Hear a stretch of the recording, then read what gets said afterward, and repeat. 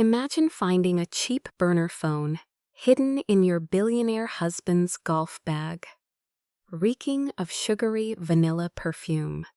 Now, imagine that just hours after you confront him, you, heavily pregnant and terrified, are standing at a grocery checkout line, completely humiliated because he just froze every single one of your bank accounts.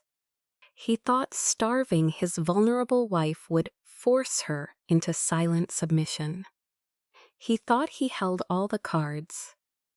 But what this arrogant CEO forgot was that his wife was the brilliant analyst who built his logistics empire from the ground up. And instead of crying, she was about to uncover a multi-million-dollar federal fraud trap that would send him straight to a maximum security prison while she walked away with the keys to the kingdom. This story is a powerful masterclass in reclaiming your autonomy. It proves that the most devastating betrayal can actually become the exact key to unlocking your absolute freedom. If you believe in the undeniable power of karma and a woman's strength, please hit that like button. Share your thoughts in the comments. Share this video with someone who needs a reminder of their own power. And subscribe to our channel for more cinematic stories of survival, justice, and triumph. The ultrasound photograph fluttered to the hardwood floor with a soft, scratching sound. Eleanor Hayes froze. Her hand hovered in the dark, cavernous pocket of her husband's leather golf bag. The cool metal of the zipper pressed against her wrist. She had only been looking for the spare keys to the garage. Instead, her fingers brushed against something hard and rectangular. It was a phone, the cheap, plastic phone that did not belong to the billionaire chief executive officer of Vance Logistics. She pulled it out into the dim light of the hallway.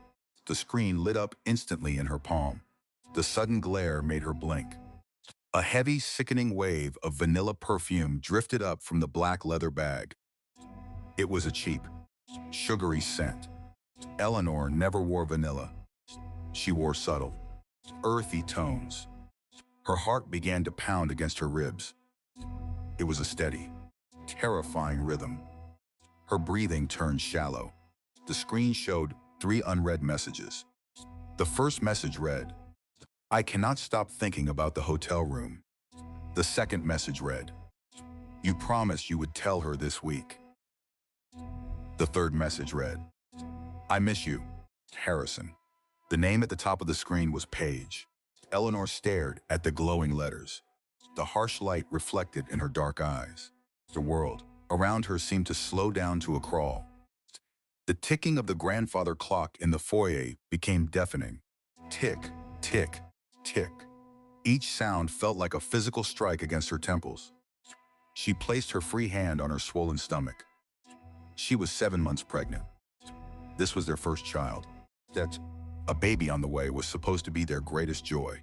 They had tried for 4 long years. They endured endless treatments. Now, the baby kicked gently against her palm. The innocent movement shattered whatever denial she tried to build. I am not crazy. I know what I am seeing. This was not a mistake. This was not a misunderstanding. This was a secret affair. The heavy oak front door groaned open. The sound ripped through the quiet house. Eleanor gasped softly. She dropped the plastic phone back into the golf bag. She zipped it shut with trembling fingers. She bent down awkwardly to retrieve the fallen ultrasound photo. Her lower back throbbed with a dull ache. Harrison Vance stepped into the foyer. The sharp click of his Italian leather shoes echoed on the marble tiles.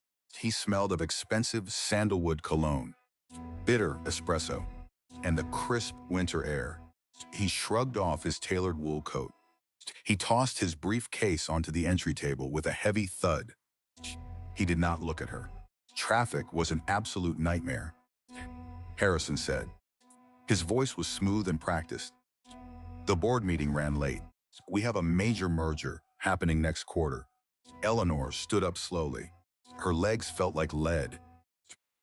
She clutched the crumpled ultrasound picture in her fist. She looked at her husband of 10 years. He was 43 years old. He was handsome, ruthless, and entirely composed.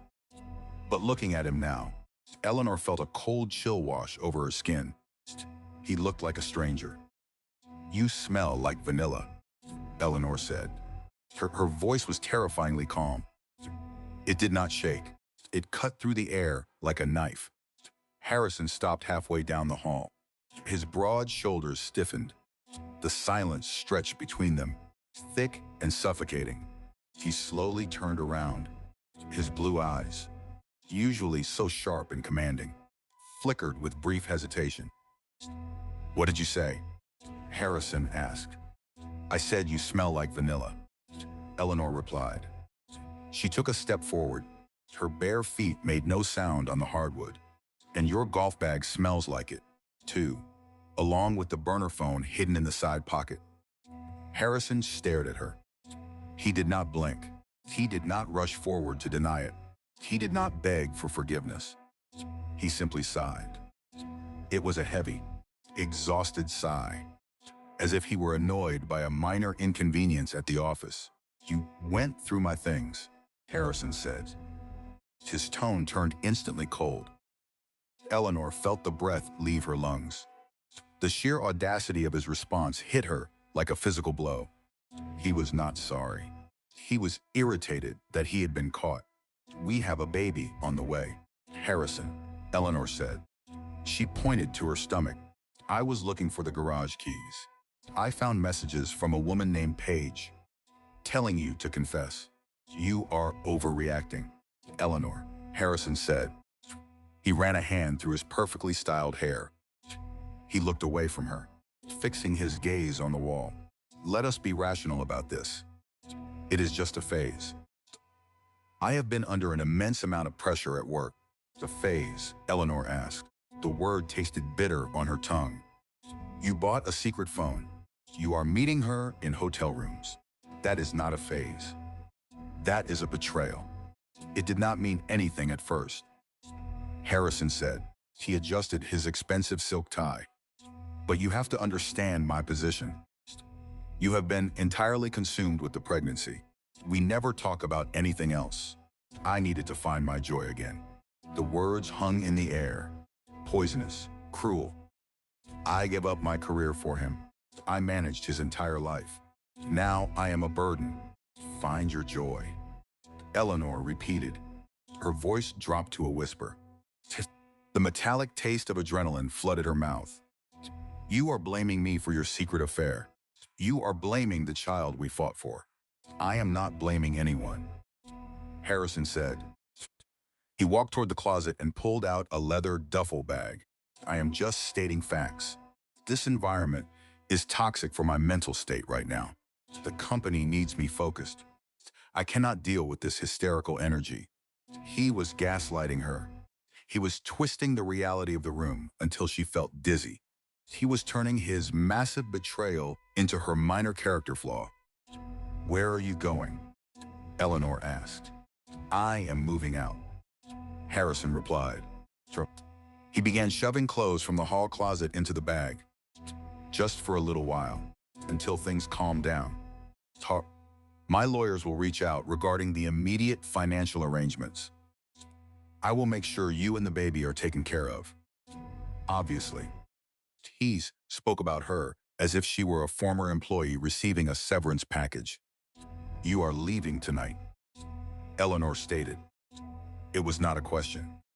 It was the heavy, crushing reality settling over her shoulders. "It is for the best," Harrison said. He zipped the bag with a sharp, final scrape. He finally looked at her belly. For a split second, something resembling guilt flashed in his eyes. But he quickly buried it behind a wall of corporate detachment. "Take care of yourself, Eleanor." He walked out the door. He did not look back. The heavy oak door slammed shut. The sound echoed through the massive, empty house. The deadbolt clicked into place on its own. Eleanor stood completely still in the foyer. Her hand was still resting on her stomach. The baby kicked again, harder this time. A sharp pain shot through her ribs. She looked at the crumpled ultrasound picture in her hand, the tiny black and white image of her daughter. She walked slowly into the kitchen. The marble floors felt like ice against her bare feet. The massive, stainless steel refrigerator hummed a low, steady drone. She did not turn on the lights. The moonlight spilled through the large bay windows, casting long, dark shadows across the pristine countertops. She sat down on the wooden stool at the kitchen island. This was the breathing space. She did not cry. She felt entirely hollowed out. She stared at a half-eaten red apple sitting on a ceramic plate. Harrison had eaten it this morning before leaving for work. He had kissed her cheek. He had told her he loved her. It was all a lie. The hum of the refrigerator filled her ears. The house felt too big. The shadows felt too deep. She sat fully clothed in the dark kitchen for a long time. Her chest rose and fell in slow, measured breaths. The air smelled of expensive lemon cleaner and the faint, lingering ghost of sandalwood cologne. 20 minutes passed. The silence wrapped around her like a heavy blanket. The sheer absurdity of the situation struck her. She slid off the wooden stool. She walked over to the kitchen counter where her own phone rested. She picked it up. Her hands were still trembling slightly. She unlocked the screen. She locked it. She unlocked it again. 3 times. Lock, unlock, lock, unlock, lock. This was her routine when panic threatened to consume her. The mechanical motion grounded her. She opened her text messages. She scrolled past the endless strings of baby name ideas she had sent Harrison. He had barely responded to any of them. The signs had been there all along. The late nights, the sudden business trips, the sudden change in his phone password, the defensive tone whenever she asked simple questions. God, I was so stupid. All the signs were right in front of me. She gripped the marble edge of the counter. The cold stone sent a shock through her system. No, Eleanor whispered into the empty kitchen. Her voice was small but firm. I am not crazy. I know what I saw. I know what he did. She turned around and looked at the grand, luxurious house they had built together 10 years ago. Harrison was just a struggling entrepreneur with a failing logistics concept. Eleanor was a brilliant 24-year-old supply chain analyst at a major firm. She had spent countless nights completely redesigning his routing algorithms. She had paid the rent. She had bought the groceries. She had sacrificed her own promotion to help him secure his first major investor. She built this empire with him, brick by exhausting brick. And now, at 34 years old, heavily pregnant and vulnerable, he was discarding her for a woman named Paige. He was tossing her away because she was no longer shiny and new, because she reminded him of the struggle, and he only wanted the reward. The cold realization began to replace the shock. The first layer of her shattered reality was settling into the dust. She was looking at the man she loved and seeing a complete stranger. Her phone buzzed violently against the marble counter. The loud vibration made her jump. She looked down at the screen. It was a notification from their joint bank account. Your premium credit card ending in 4201 has been restricted. Please contact your bank administrator. Eleanor stared at the notification. The words blurred together. He had only been gone for 45 minutes. He was already freezing her out of the accounts. The man who had gently rubbed her stomach yesterday was now cutting off her access to their money. He was trying to panic her. He was trying to show her who held the power. A new notification popped up. Your secondary checking account ending in 8892 has been temporarily suspended. The cruelty was swift and calculated. He wanted her to beg. He wanted her to call him in hysterics. Eleanor took a deep, shuddering breath. She closed her eyes. The scent of vanilla seemed to cling to her clothes, a phantom reminder of the other woman. She opened her contacts and found the name Joanne Fletcher. Joanne was her best friend of 15 years. Joanne was fierce, loyal, and notoriously sharp-tongued. Eleanor pressed call. The phone rang 3 times. "Hello," Joanne answered. Her voice was thick with sleep. "Ellie, it is almost 11 o'clock at night. Is the baby coming early?" "No," Eleanor said. Her voice cracked for the first time. "The baby is fine. But Harrison just left me, and he is freezing the bank accounts." There was a sharp gasp on the other end of the line. The sound of rustling sheets followed. "I am on my way," Joanne said instantly. The sleep was entirely gone from her voice. "Do not do anything. Do not call him. I will be there in 20 minutes." The line went dead. Eleanor lowered the phone. The quiet house felt less terrifying now. The shock was fading into a deep, freezing cold. She walked to the front door and locked the deadbolt a second time. She engaged the security chain. She rested her forehead against the cool, painted wood of the door. Somewhere along the way, I became invisible to him. She closed her eyes. The image of the cheap plastic phone flashed in her mind. The smell of the terrible perfume, the absolute emptiness in Harrison's blue eyes. She would need a lawyer. She would need a plan. Because starting over felt completely impossible. But staying in this lie would have destroyed her. Eleanor stood up straight. She rolled her shoulders back. The baby kicked, a strong, reassuring thump against her ribs. "It is just you and me now, little one," Eleanor whispered into the dark. "And we are going to survive this." Beep, beep, beep. The harsh electronic chirp of the grocery store scanner echoed off the high ceiling. Eleanor stood frozen at the end of checkout lane number 4. The harsh, flickering fluorescent lights overhead cast a sickly yellow glow across the white-tiled floor. The overwhelming smell of overripe bananas, floor wax, and roasted coffee beans made her stomach turn violently. Her lower back ached with a deep, persistent throb from the heavy weight of the baby. She only had 3 items sitting on the moving black conveyor belt: a gallon of whole milk, a loaf of wheat bread, a large glass bottle of expensive prenatal vitamins. The teenage cashier popped a bright pink bubble of chewing gum. She did not look up from the register. "That will be $42.50, the young girl said in a bored voice. Eleanor reached into her heavy leather purse. Her fingers fumbled past the loose receipts and a spare baby pacifier. She pulled out her silver joint credit card. It felt cool and heavy in her hand. She swiped the card through the black plastic machine on the counter. The machine let out a loud, angry buzz. Small digital screen flashed a bright, blinding red. Declined. "Please use another form of payment." Eleanor blinked.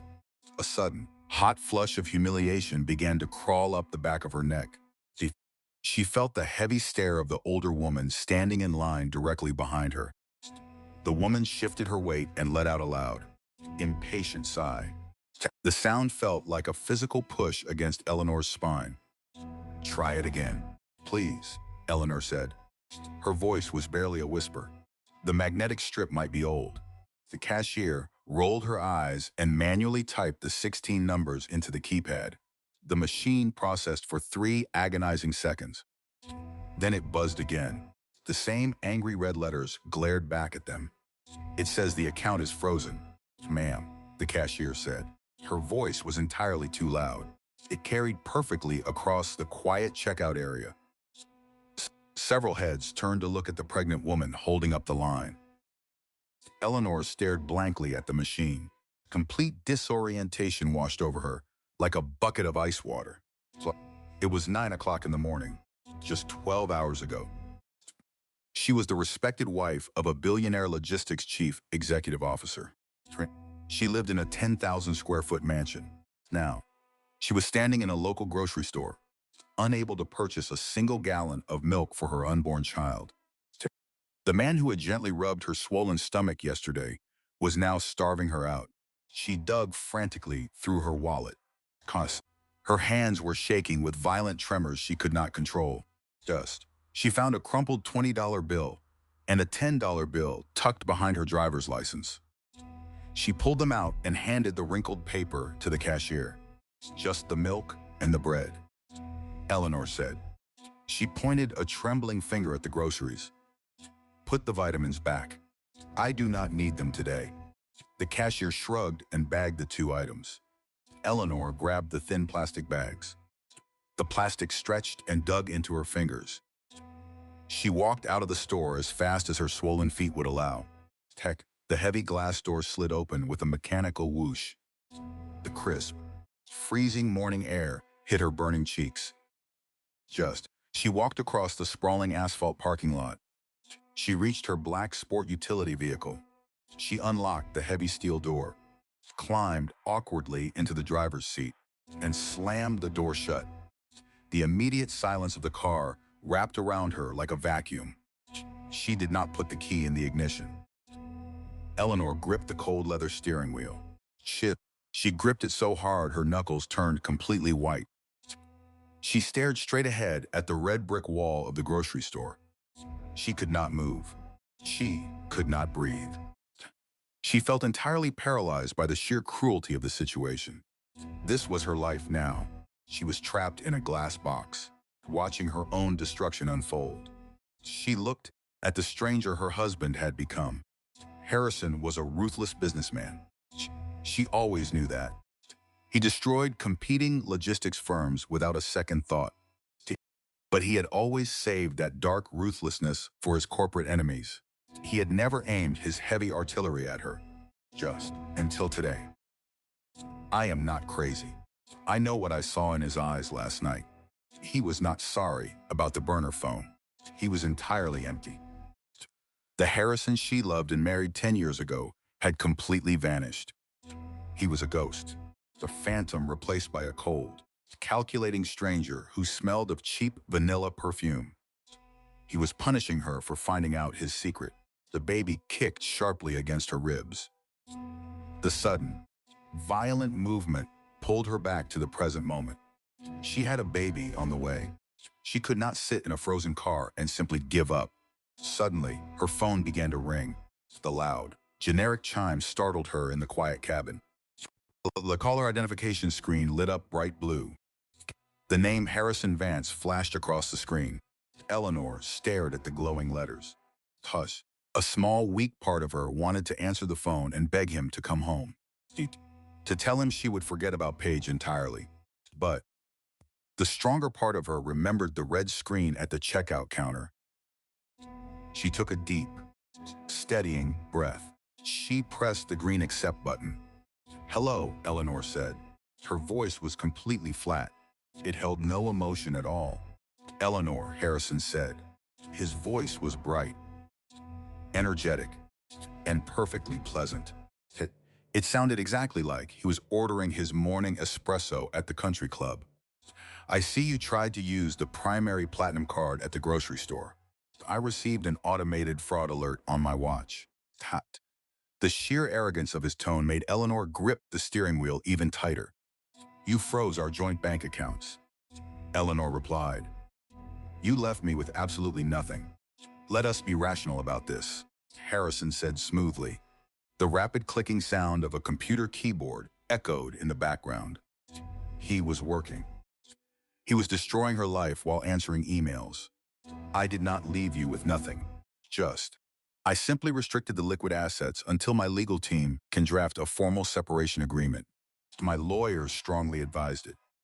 We have to protect the company assets from emotional spending. Protect them from who? Eleanor asked.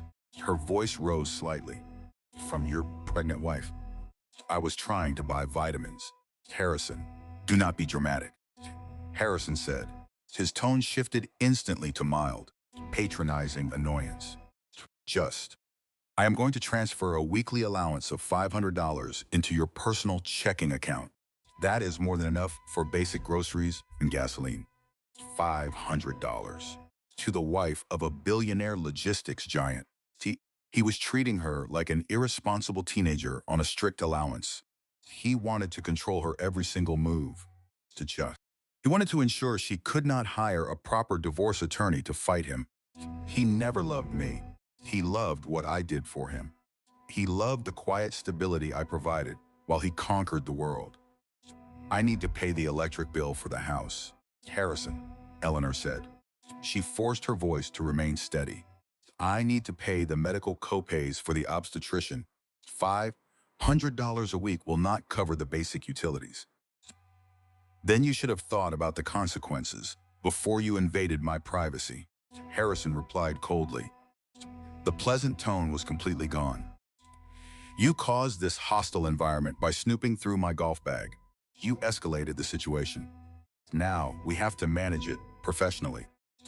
My lawyers will send you the temporary terms this afternoon. He was using every trick in the corporate handbook. Deny the damage.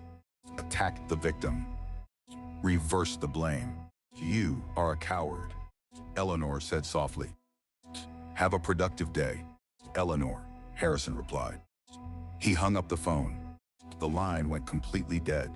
A sharp electronic beep signaled the end of the call. Eleanor lowered the phone to her lap. She leaned her head back against the leather headrest. She closed her eyes. The disorientation deepened into something much colder and much harder. The shock was entirely gone. Pure, calculated survival instinct was taking its place. She needed a moment to process the absolute shift in her reality. She sat in the quiet car for 4 full minutes. The engine remained off. She watched a mother holding a toddler's hand walk across the parking lot. She watched a delivery truck idle near the loading dock. The world was moving forward, completely unaware that her entire universe had just collapsed. This was the breathing space. She let the silence wash over her. She let the cold reality settle into her bones. She picked her phone back up. She bypassed the call log and pressed the speed dial button for Joanne Fletcher. Joanne answered on the very first ring. I have been waiting for you to call me back, Joanne said. Her voice was loud and frantic. I brought decaffeinated coffee to your house, but your car was gone. Where are you? I am sitting in the parking lot at the grocery store, Eleanor said. Her voice finally cracked, just slightly at the edges. My credit card was declined at the register. He froze everything, Joanne. He is giving me a $500 weekly allowance to survive. A heavy, dangerous silence fell over the phone line. When Joanne finally spoke, her voice was completely devoid of its usual light-hearted humor. It was sharp, dark, and utterly furious. You are going to put your car in drive and come straight to my house, Joanne said. Do not go back to that empty, massive mansion right now. You come here.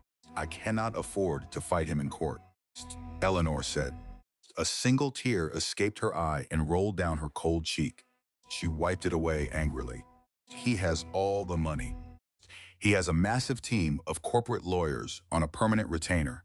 He has extreme arrogance, Joanne replied fiercely. And massive arrogance always makes massive mistakes.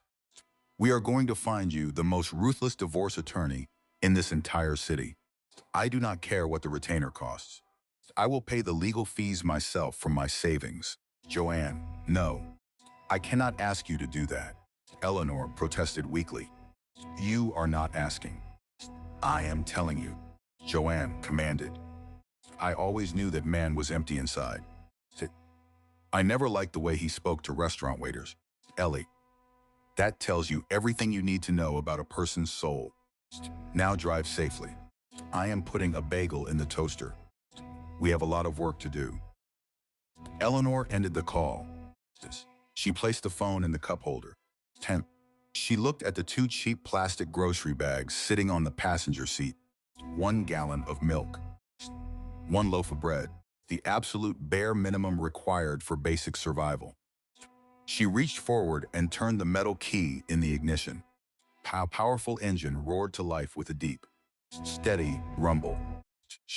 She shifted the heavy vehicle into drive, and pulled slowly out of the grocery store parking lot. The tears stopped falling. The trembling in her hands finally ceased. The shock was officially over. The war had just begun. Tick, tick, tick. The heavy brass clock on the mahogany wall measured the silence in the room. Eleanor sat in a high-backed leather chair. The rich smell of old paper, lemon furniture polish, and fresh rain filled the office. Raindrops tapped gently against the large window pane behind the heavy oak desk. The storm outside matched the cold, gray feeling settling deep in her chest. Arthur Pendleton sat across from her. He was 61 years old. He wore a perfectly tailored gray suit. His silver hair was neatly combed. He possessed the calm, steady presence of a man who had seen every ugly corner of human nature. He was the most feared divorce attorney in the entire state. Joanne had insisted they hire him. Joanne sat right next to Eleanor, holding a steaming cup of black tea. Arthur adjusted his wire-rimmed glasses. He opened a thick manila folder on his desk. The crisp sound tape of paper sliding against paper cut through the quiet room. "I have reviewed the preliminary financial disclosures from your husband," Arthur said. His voice was deep and soothing. It was a voice built for delivering terrible news. "Harrison sent his initial settlement offer this morning. I must warn you, Eleanor, it is entirely insulting." Eleanor kept her hands folded over her round stomach. "How insulting?" she asked. "He is claiming that Vance Logistics is currently operating at a massive loss," Arthur replied. He pulled out a printed spreadsheet and slid it across the desk. Front. "He states the company is on the verge of bankruptcy due to the new international trade regulations." Eleanor frowned. She leaned forward and looked at the rows of numbers. "That is impossible," Eleanor said. Her analytical mind instantly woke up. "We just secured a massive government contract last month. The margins were incredible. The company has never been more profitable. I am aware of that," Arthur said. He tapped a silver pen against the desk. "But on paper, the liquid capital is gone. The operating accounts are severely depleted. Harrison is claiming his personal net worth has plummeted. He is offering you a flat settlement of $100,000, plus standard child support." Joanne slammed her teacup down on the small wooden coaster. The ceramic rattled loudly. $100,000. Joanne asked, her voice raised in pure outrage. "He is a billionaire. They built that entire company together. That cheating husband is trying to leave her with absolute scraps. It is a classic strategy," Arthur replied calmly. He did not flinch at Joanne's anger. "He is hiding the assets. He is draining the primary accounts and moving the money somewhere else. He wants to starve Eleanor out so she will sign the first terrible offer out of pure desperation." Eleanor stared at the spreadsheet. The numbers blurred slightly. "Where is the money going?" Eleanor asked. Her voice remained remarkably steady. Arthur flipped to the second page in the folder. "My forensic accountant found 3 massive wire transfers," Arthur said. He pointed to 3 lines highlighted in yellow ink. $2 million each. They were sent over the last 3 weeks to a newly formed offshore shell company. "Who owns the shell company?" Eleanor asked. "The listed beneficiary is a woman named Paige Miller," Arthur replied. He looked directly into Eleanor's eyes. "Does that name mean anything to you?" The name hit Eleanor like a physical strike to the chest. Paige, the woman from the burner phone. The woman who wore cheap vanilla perfume. Harrison was not just leaving his family for a younger mistress. He was actively stealing their shared wealth to build a new life with her. She is his mistress, Eleanor stated. She did not phrase it as a question. She stated the hard, ugly fact. "I see," Arthur said. He closed the folder softly. "Then we have a very complicated war ahead of us. If we want your rightful half of the company, we will have to prove fraud. We will have to subpoena his offshore accounts. It will be brutal, public, and very expensive. Eleanor looked down at her hands. Her bare ring finger felt cold. This was the universal realization moment. The heavy, crushing truth of her situation settled onto her shoulders. She looked at her palms. They were soft now, matte. But she remembered how they used to look when she was 28 years old. She had been a brilliant supply chain analyst. She was aggressive, sharp, and entirely independent. She had her own apartment. She had her own retirement fund. She had a clear path to becoming a senior partner at her firm. Then Harrison asked her to quit. He told her he needed her brilliant mind for his new logistics startup. He told her they would build an empire together. He promised they would be equal partners in life and in business. She believed him. She walked away from her entire career to organize his chaotic schedules, fix his broken routing models, and entertain his wealthy investors. I gave up my safety net to build his. Now I am falling. Eleanor did not mourn the loss of Harrison in this moment. She looked at the pathetic settlement offer and mourned the lost version of herself. She missed the 28-year-old Eleanor. That girl would never have allowed a man to control her bank accounts. That girl would never have ended up sitting in the office of a divorce attorney, begging for her own money. She had traded her autonomy for the illusion of a safe marriage. Somewhere along the way, she had completely lost herself. Eleanor, Joanne said softly. She reached out and touched Eleanor's arm. Where did you just go? You look incredibly pale. Eleanor took a deep breath. She looked up at the older lawyer. I have to make a choice, Eleanor said. Her voice was quiet but laced with iron. I can either fight a dirty, public war against a man who has unlimited resources, or I can walk away with nothing, just to buy my peace. That is the reality of the situation. Arthur replied. He folded his hands on the desk. You are heavily pregnant. A drawn-out legal battle will take a massive physical and emotional toll on you. But if you walk away now, you let him steal everything you built. He thinks I am weak, Eleanor said. She processed the thought aloud. He thinks because I am pregnant and unemployed, I will just panic and surrender. Harrison is relying on your exhaustion. Arthur agreed. Eleanor placed her hand on her stomach. The baby was perfectly still right now.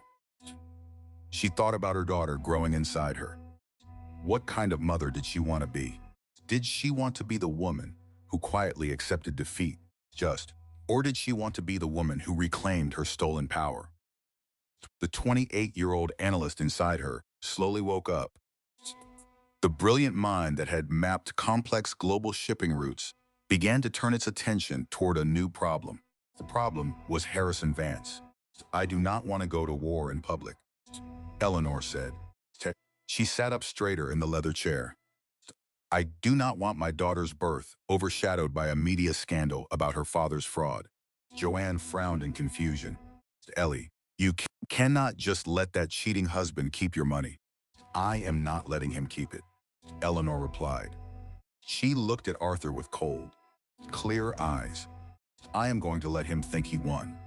I need all the financial documents you have.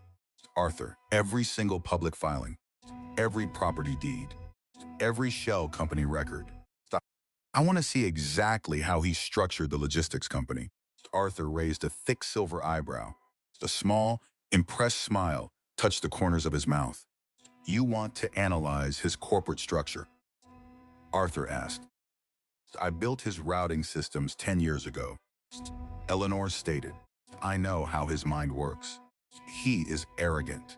Arrogant men always leave a back door open. I am going to find it.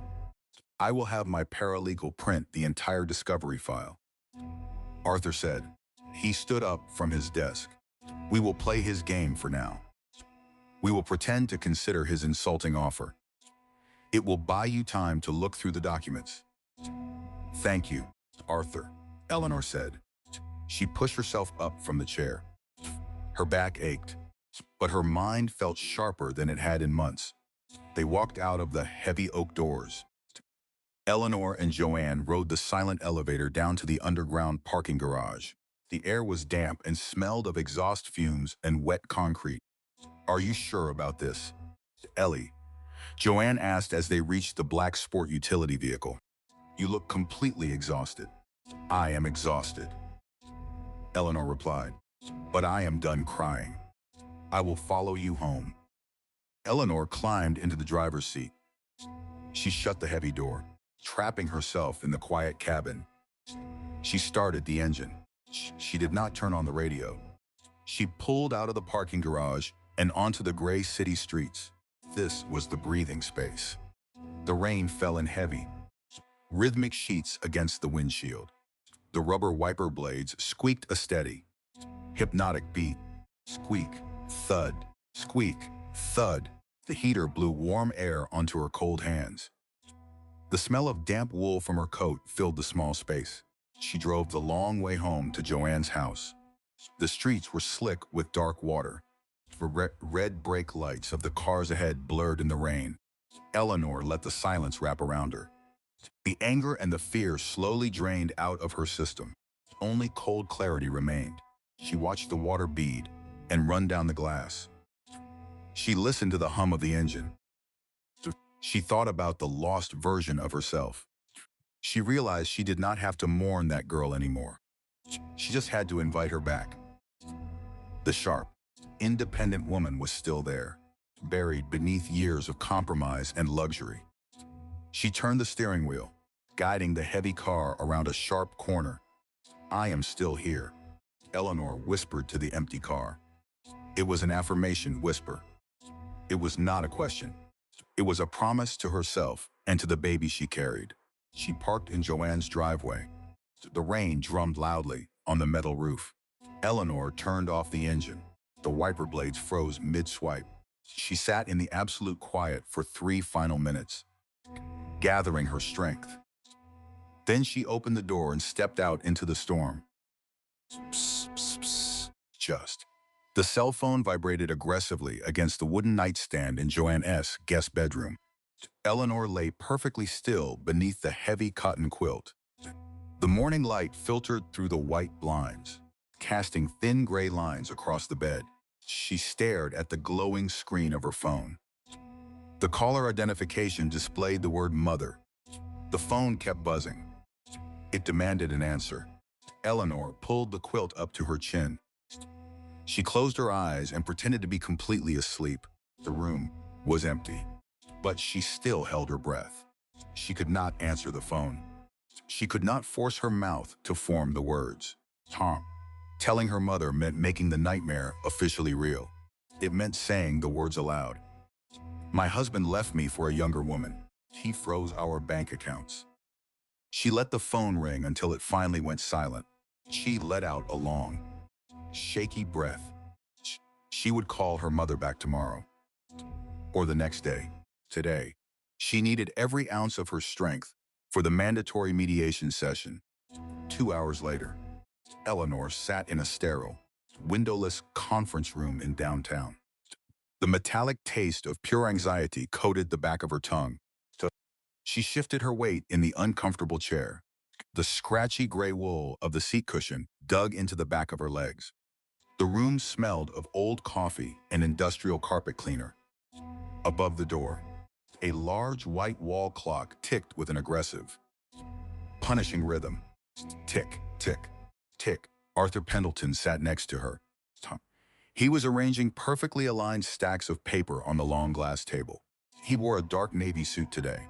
He looked like a general preparing for a siege. "They will be here any minute," Arthur said smoothly. He did not look up from his documents.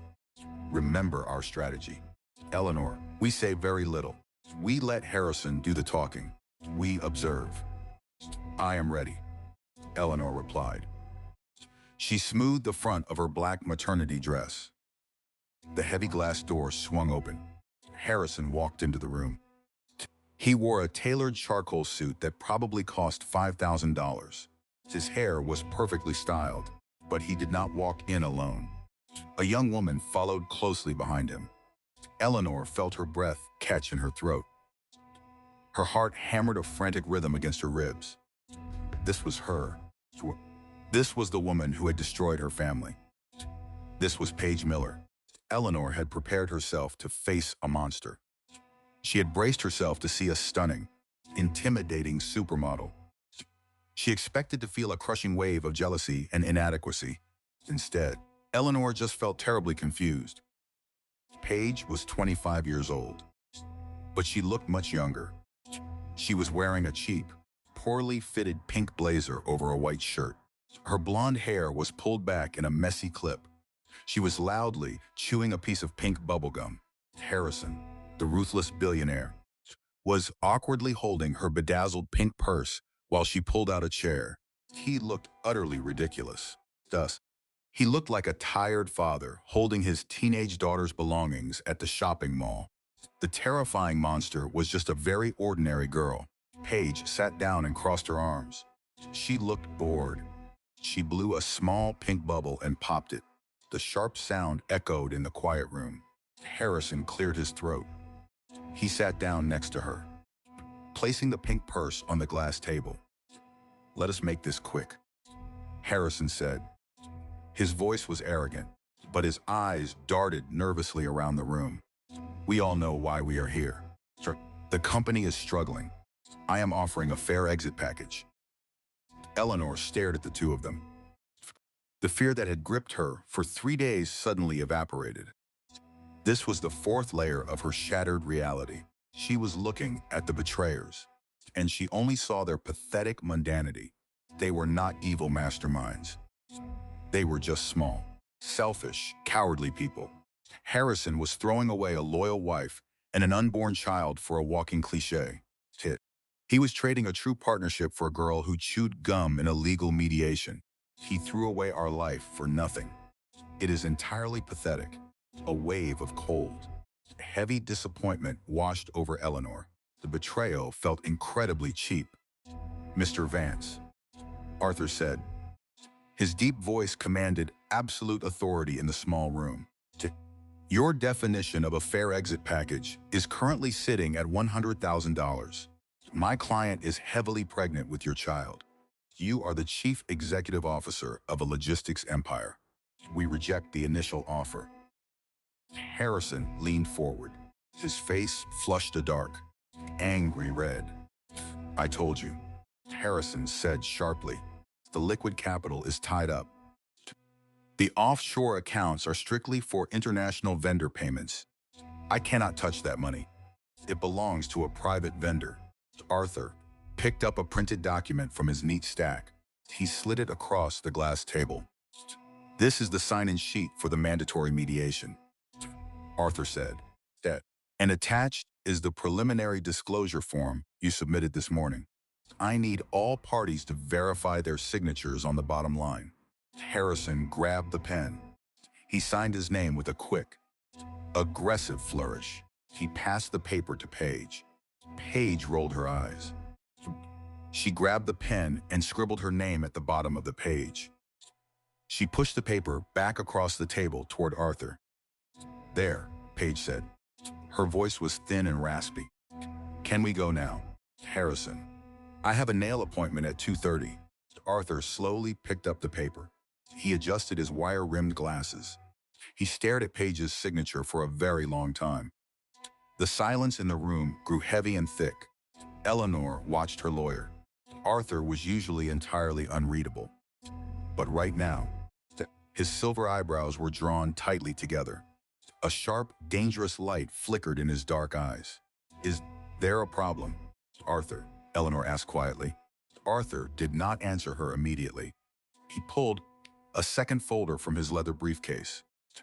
He opened it and compared a document inside to the signature Paige had just written. "Miss Miller," Arthur said. His voice was dangerously soft. "You signed this document as Paige Vance, not Paige Miller." Harrison stiffened. "It is just a habit," Harrison said quickly. He sounded suddenly defensive. "We are planning to be married as soon as the divorce is finalized. She is just practicing the name." "I see," Arthur replied. He tapped his silver pen against the glass table. Tap, Tap, tap. That is very romantic. But the signature styling is quite unique. The loops on the letter V and the sharp angle of the letter P. What does her handwriting have to do with anything? Harrison demanded. He slammed his hand flat on the table. You are wasting my time. Pendleton. Arthur looked up. He looked directly at Paige. The young woman had stopped chewing her gum. Her face had suddenly turned extremely pale. It has everything to do with this case. Mr. Vance, Arthur said calmly, because I have seen this exact signature before. 3 years ago, on a shell company charter during a massive corporate fraud trial, signatory on that illegal account was also named Vance. Eleanor felt her breath stop. She looked at Paige. The young woman looked terrified. She was staring at Arthur like a deer caught in the headlights of a massive truck. Who was the signatory? Eleanor asked. Her voice barely broke a whisper. Arthur closed the folder slowly. He looked at Harrison. The signature belongs to the wife of Mitchell Vance. Arthur said, You're a strange younger brother, Harrison. Which makes me wonder why your new girlfriend shares the exact same handwriting and legal name as your brother's wife. The ticking of the wall clock seemed to echo like gunshots. Harrison slowly turned his head to look at Paige. His arrogant face went completely slack. What is he talking about? Paige, Harrison asked.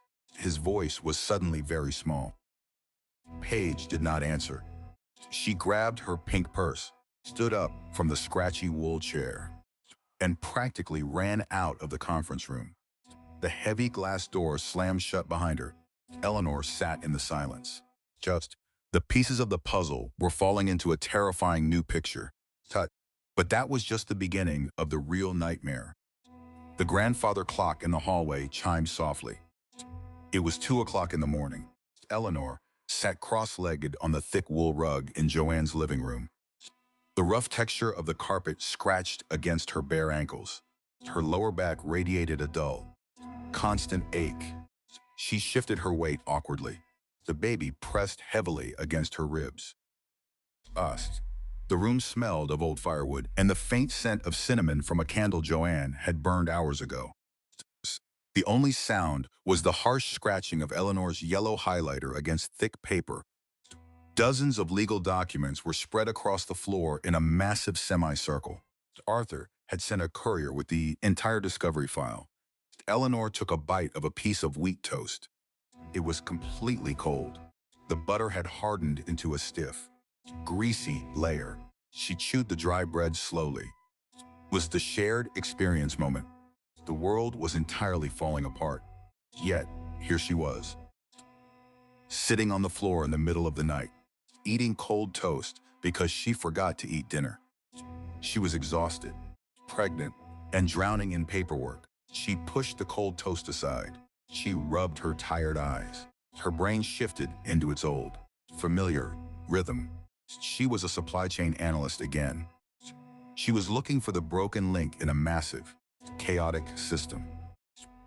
She picked up a bank statement from the offshore shell company.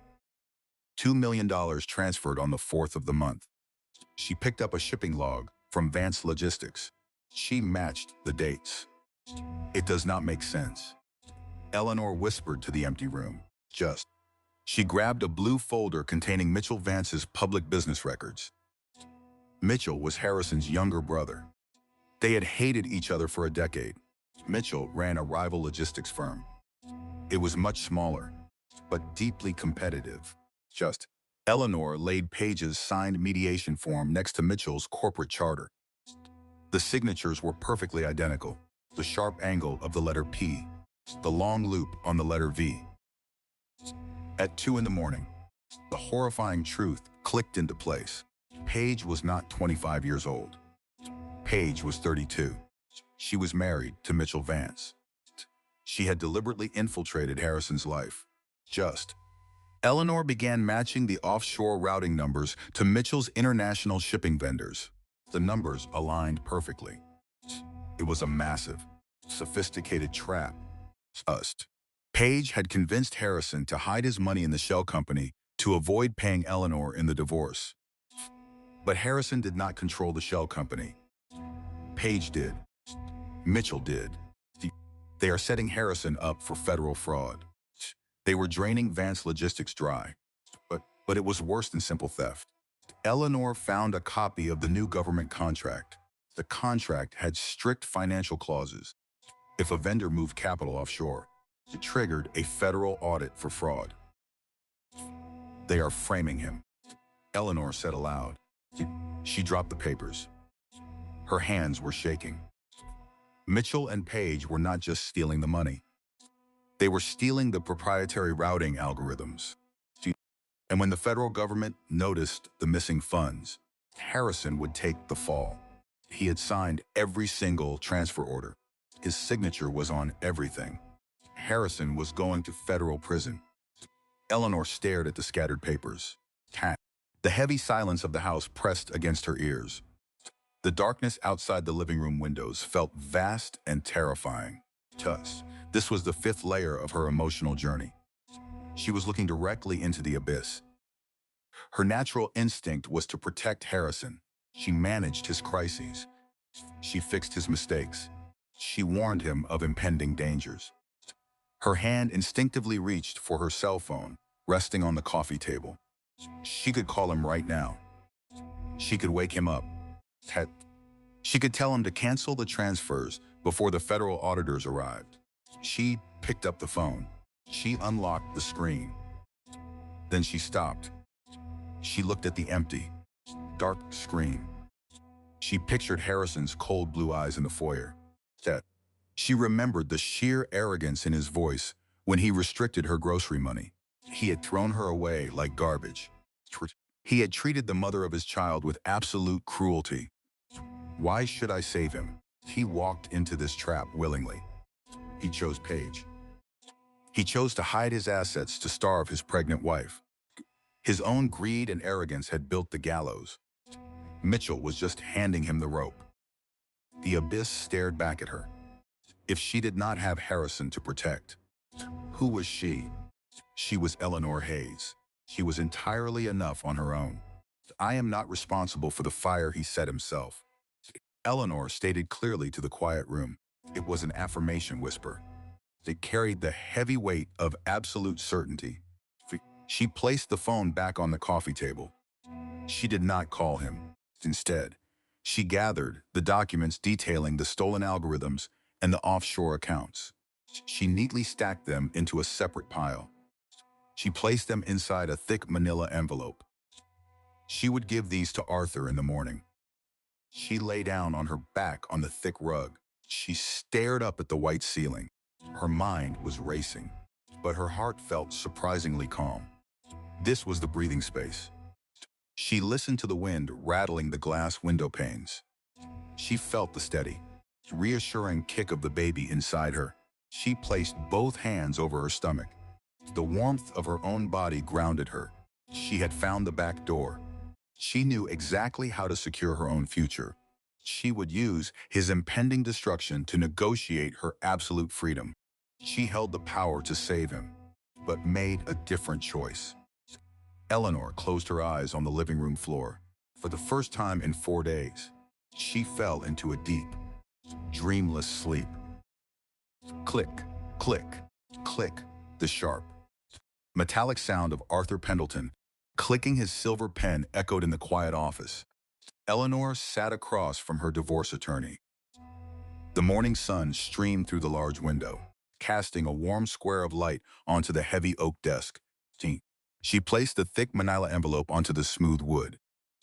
Arthur stopped clicking his pen. He looked at the envelope. "What is this?" "Eleanor," Arthur asked. His deep voice sounded curious. "Those are the offshore routing numbers," Eleanor replied. She kept her hands folded neatly in her lap. "And the matching vendor invoices for Mitchell Vance. Paige is his wife. They are draining the company. They are setting Harrison up for federal fraud." Arthur raised a thick silver eyebrow. He opened the envelope. He pulled out the stack of papers and spread them across his desk. The crisp sound of paper shuffling filled the quiet room. He read through the documents in complete silence for 5 long minutes. His expression never changed. But when he finally looked up, his dark eyes held a profound respect. "You found the back door," Arthur said softly. "This is massive corporate theft. If we expose this right now, we can freeze all of Harrison's assets immediately. We can force a massive settlement." "No," Eleanor said. Her voice was calm and steady. "We are not going to expose anything." Arthur frowned in confusion. "Why not?" "He is trying to leave you with absolutely nothing. Because if I take stock in Vance Logistics, I become tied to a sinking ship," Eleanor replied. "When the federal auditors arrive, the stock will be completely worthless. I do not want any part of his company. Todd, I want to try a different approach to splitting assets." Arthur leaned forward. "What exactly do you want?" Eleanor took a deep breath. Her mind was incredibly clear. She was no longer a victim reacting to a crisis. She was an architect building her own escape route. "Harrison owns the commercial real estate that Vance Logistics leases," Eleanor said. She pointed to a specific property deed in the file. 3 massive warehouses near the shipping port. He owns the land outright. I want those 3 deeds. And I want $1 million in cash. Arthur stared at her. A slow, genuine smile spread across his weathered face. "If he gives you the real estate, he keeps 100% of the logistics company," Arthur said. He nodded his head slowly. "He is so obsessed with the company right now. He will think he is getting the absolute best deal. He will sign it immediately." Eleanor agreed. "He will think I am just a scared, pregnant woman taking the safe route. And when the company collapses under the fraud investigation," Arthur continued, his voice thick with admiration, "you will still own the incredibly valuable land. You will be entirely protected. You will be starting over with massive wealth. Draft the papers." "Arthur," Eleanor said. 2 days later, they sat in the same sterile mediation room. The air conditioner hummed a low, constant drone. The room smelled of fresh ink and strong black coffee. Harrison walked through the heavy glass door. He looked exhausted. Dark purple circles shadowed his blue eyes. His expensive suit looked slightly wrinkled. Paige was not with him today. Arthur slid the new settlement agreement across the glass table. "My client has reconsidered your position, Mr. Vance," Arthur said smoothly. "She is willing to surrender all claims to the logistics company. She will take 0 company stock." Harrison stopped breathing for a second. He stared at the thick stack of paper as if it were a mirage. "0 stock?" Harrison asked. His voice was laced with deep suspicion. "What is the catch?" "She wants a clean break," Arthur replied. "She wants the deeds to the 3 commercial warehouses at the port and a one-time cash payment of $1 million. In exchange, she signs away the entire empire to you." Harrison picked up the document. He read through the terms quickly. His arrogant demeanor instantly returned. The smug, victorious smile spread across his face. He looked at Eleanor across the table. "You are making a terrible mistake, Eleanor," Harrison said. His tone was dripping with condescension. "The company is going to bounce back next quarter. Those warehouses are just empty metal boxes.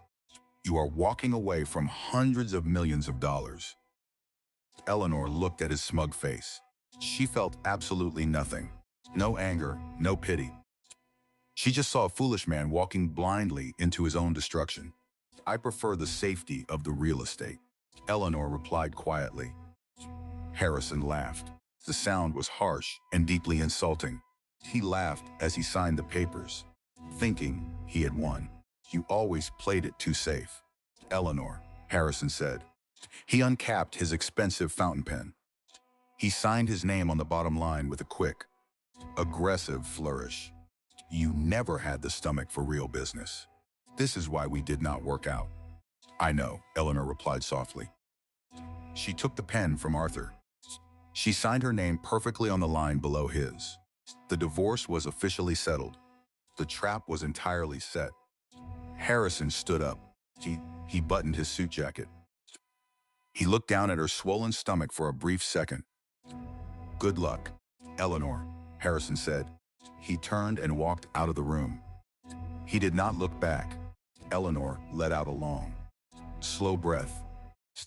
The heavy weight of the last few weeks lifted off her chest entirely.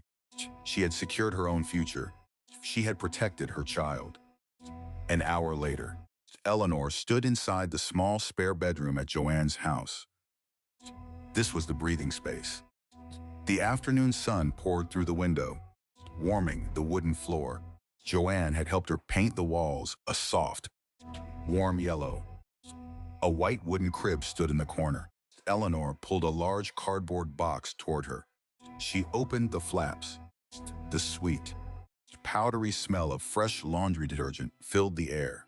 She reached inside and pulled out a stack of tiny yellow baby socks. She sat in the old rocking chair. She began to sort the clothes. She folded a tiny white cotton shirt. She smoothed the soft fabric with her thumb. The soft rustle of white tissue paper echoed in the quiet room. She arranged the tiny socks into neat, perfect rows inside the dresser drawer. The mechanical, repetitive motion grounded her. This was her mirror technique moment, organizing the small, controllable details of her life to process a massive, life-changing victory. She made sure every single sock matched perfectly. The baby kicked gently against her ribs. Eleanor smiled.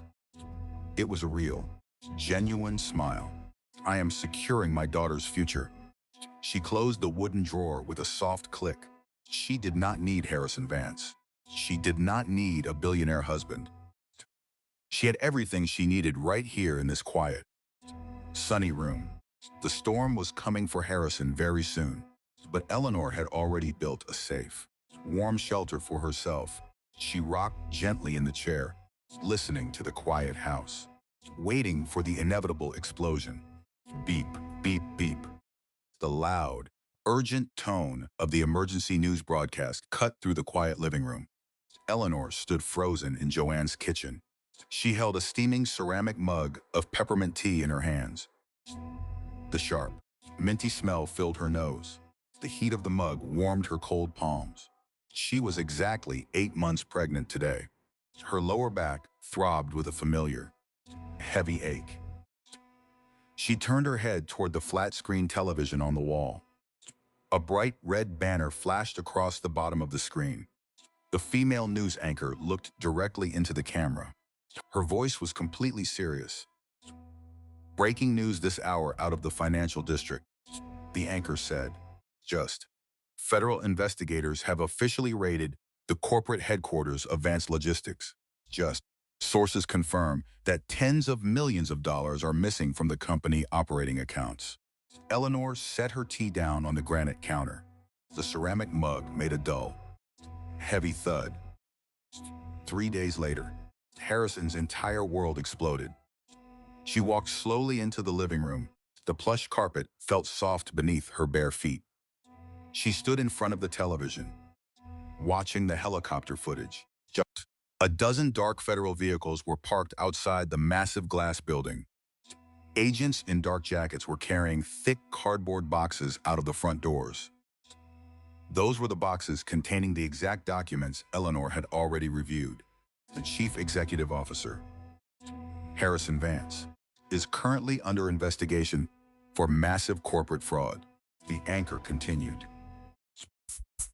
Authorities believe the missing funds were transferred to offshore shell companies. Shockingly, the proprietary routing algorithms that built the Vance empire have allegedly been sold to a rival logistics firm. A photograph of Mitchell Vance flashed onto the screen. That rival firm is owned by Mitchell Vance, the estranged younger brother of the chief executive officer. The anchor said, Federal authorities are currently searching for a woman connected to the shell accounts. Her name has not yet been released to the public, but Eleanor knew her name. Paige Miller. Or rather, Paige Vance. Paige had vanished completely. She took the money. She took the routing algorithms. She left Harrison, holding the empty bag for the federal government to find. Suddenly, Eleanor's cell phone began to ring. The loud, obnoxious musical chime shattered the heavy silence in the living room. Eleanor looked down at the coffee table. The screen lit up with a bright blue glow. The name Harrison Vance flashed across the screen in bold letters. Eleanor stared at the phone. Her heart rate began to climb. The sudden rush of hot adrenaline flooded her veins. The phone kept ringing. It vibrated violently against the wood, inching closer to the edge of the table. Harrison was panicking. Tet, the arrogant billionaire who had mocked her 3 days ago, was now trapped in a burning building. He was calling the one person who always put out his fires. Eleanor did not reach for the phone. She watched it ring until the screen finally went dark. A notification popped up immediately. One new voicemail message. She pressed a button to play the message on the speaker. Eleanor, you need to answer the phone right now, Harrison said. Voice was completely frantic. He was breathing heavily, as if he had been running. Everything is gone. The accounts are completely empty. Page is missing. The federal agents are at my office. They are freezing all my assets. You have to help me explain this to the lawyers. He sounded small. He sounded terrified. I do not understand what happened. Harrison begged through the speaker. Please call me back. I need you. The message ended with a sharp click. Eleanor let out a long, shaky breath. The sheer magnitude of his destruction was overwhelming. She had known it was coming, but seeing it play out on national television was entirely different. The adrenaline in her system was too high. She could not sit still. She needed to move. She walked into the kitchen and opened the cabinet under the sink. She pulled out a yellow plastic spray bottle of heavy-duty bleach cleaner. The harsh, chemical smell immediately burned the back of her nose. She grabbed an old, green toothbrush from the cleaning caddy. She walked into the hallway and lowered herself awkwardly to the floor. Being 8 months pregnant made the movement difficult, but she managed to kneel on a soft towel. She sprayed the white wooden baseboards. She pressed the toothbrush against the wood. Scrub, scrub, scrub. This was her mirror technique moment. The world outside was collapsing in a massive federal scandal. But inside this hallway, Eleanor was violently scrubbing a tiny scuff mark off the paint. She focused her entire mind on the small, rhythmic motion. The abrasive sound of the bristles against the wood grounded her. She scrubbed the baseboards until her shoulder burned. She scrubbed until her breathing slowed down. She scrubbed away the lingering ghost of the man who had just begged for her help. The front door unlocked with a loud click. Joanne burst into the hallway. She dropped her purse on the floor. Her eyes were wide with absolute shock. Tell me, you are watching the television right now, Joanne said loudly. She kicked her shoes off and rushed toward Eleanor. Ellie, what are you doing on the floor? The news is everywhere. I am cleaning the baseboards. Eleanor replied calmly. She wiped a line of dirty foam with a paper towel. Harrison is going to federal prison, Joanne said. Her voice was a mixture of horror and deep satisfaction. His brother stole everything. The mistress was his sister-in-law. It is a complete disaster. Joanne crouched down next to Eleanor. She placed a warm hand on Eleanor's shoulder. Arthur called me while I was driving home, Joanne said. He told me the federal government has officially seized every single bank account tied to Vance Logistics. They seized his house. They seized his cars. Eleanor stopped scrubbing. She looked up at her best friend. Did they seize the commercial real estate at the port? Eleanor asked. Joanne broke into a massive, triumphant smile. No, Joanne replied. Because those deeds are no longer in his name. Arthur filed the final transfer paperwork yesterday morning. When you finalized the splitting assets agreement, you became the sole legal owner of those warehouses. They belong entirely to you. The government cannot touch them. Eleanor closed her eyes. A massive wave of relief washed over her entire body. The cash payment cleared my personal account this morning. Too, Eleanor said softly. You are completely safe. Ellie, Joanne said. She pulled Eleanor into a gentle hug. You did it. You outsmarted all of them. Eleanor allowed Joanne to help her stand up. Her knees popped loudly. Her back ached. But she felt lighter than she had in 10 years. I am going to make some fresh tea, Joanne said. Go sit down before you faint. Joanne walked into the kitchen. Eleanor did not go sit on the couch. Instead, she walked over to the large bay window in the living room. A row of green potted houseplants sat on the windowsill. The afternoon sun baked the leaves, releasing a warm, earthy smell into the air. Eleanor picked up a small brass watering can. This was the breathing space. She poured a slow, steady stream of water into the dark soil of a green fern. The water soaked into the dirt with a soft, bubbling sound. She watched the water nourish the roots. She stood in the warm sunlight and looked out at the quiet suburban street. This was the sixth layer of her emotional journey. She was looking at her future, and she was seeing clearly for the very first time. She did not feel a dark, vindictive joy about Harrison's downfall. She just felt a deep, peaceful curiosity about her own life. She had spent a decade building his empire. She had spent a decade making herself small so he could appear massive. Now, the massive man was entirely broken, and she was still standing. She touched a green leaf. It was soft and vibrant. I am completely capable of protecting myself. It was an affirmation whisper. It was a solid, unbreakable truth. She had used her own brilliant mind to secure her safety. She had recognized the danger, analyzed the variables, and executed a flawless escape. She was no longer the frightened, pregnant wife crying in a grocery store parking lot. She was Eleanor Hayes. She owned 3 massive commercial warehouses. She had $1 million in cash. She had a daughter on the way. The television continued to play in the background. The anchor discussed the massive legal battle Harrison was about to face. He would need to hire criminal defense attorneys. He would need to fight federal prosecutors. He would millions of dollars that he no longer possessed. Eleanor turned her back to the television. She poured water into the next potted plant. The sound of the television faded into meaningless background noise. The billionaire logistics giant was falling from the sky, but Eleanor was entirely grounded in the warm, quiet reality of her own making. She placed the brass watering can down on the windowsill.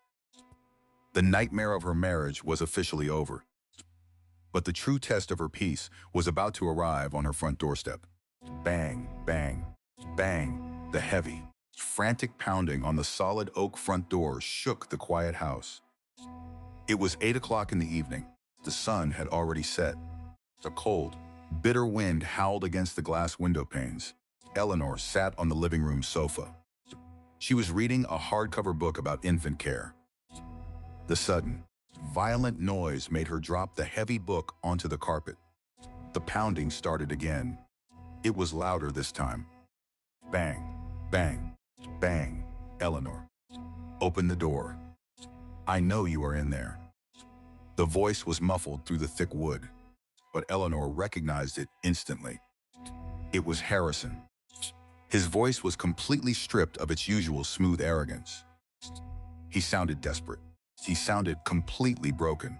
Joanne rushed out of the kitchen. She held a wet dish towel in her hands. Her eyes were wide with alarm. Do not open that door, Joanne said fiercely. She pointed a finger toward the entryway. I will call the local police right now. He has no right to come here. Eleanor slowly stood up from the sofa. She was exactly 8 months pregnant.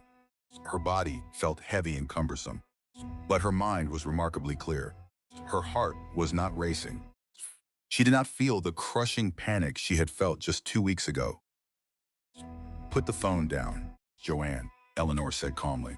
Do not call the police. I am going to speak to him.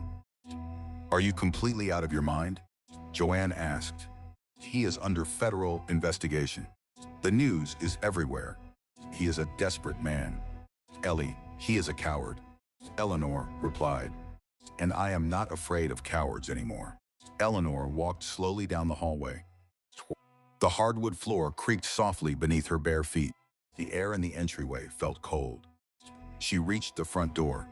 She did not undo the heavy metal security chain. She simply turned the deadbolt and opened the door just a few inches. Cold winter wind immediately rushed into the warm house. Harrison stood on the front porch. Eleanor stared at him through the narrow gap. She could hardly believe her eyes. Touched. The man standing on the porch did not look like a billionaire logistics chief executive officer. He looked like a cornered animal.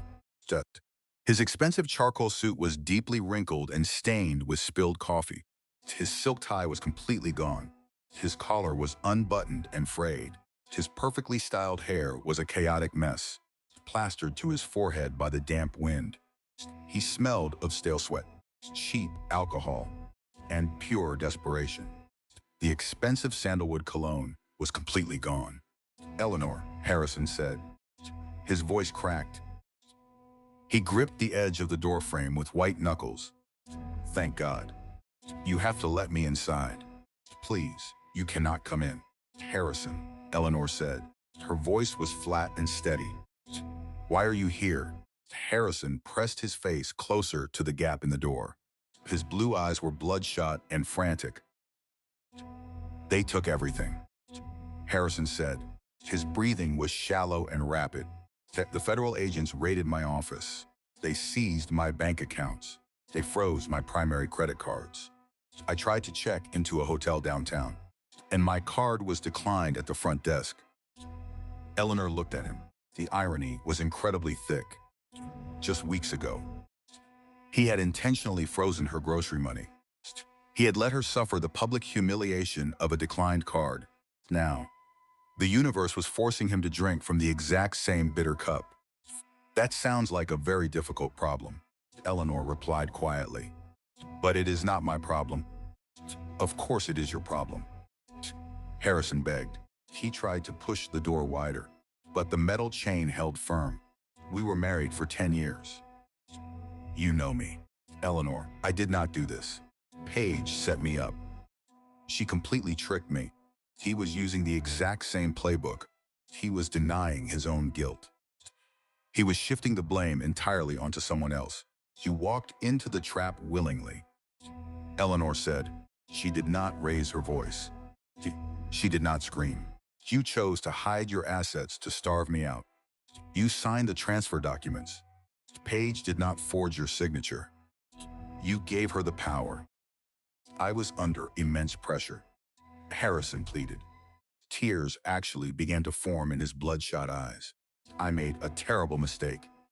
But your divorce attorney knew about this. Arthur Pendleton set me up. That splitting assets agreement was a massive trap. You stole my commercial real estate.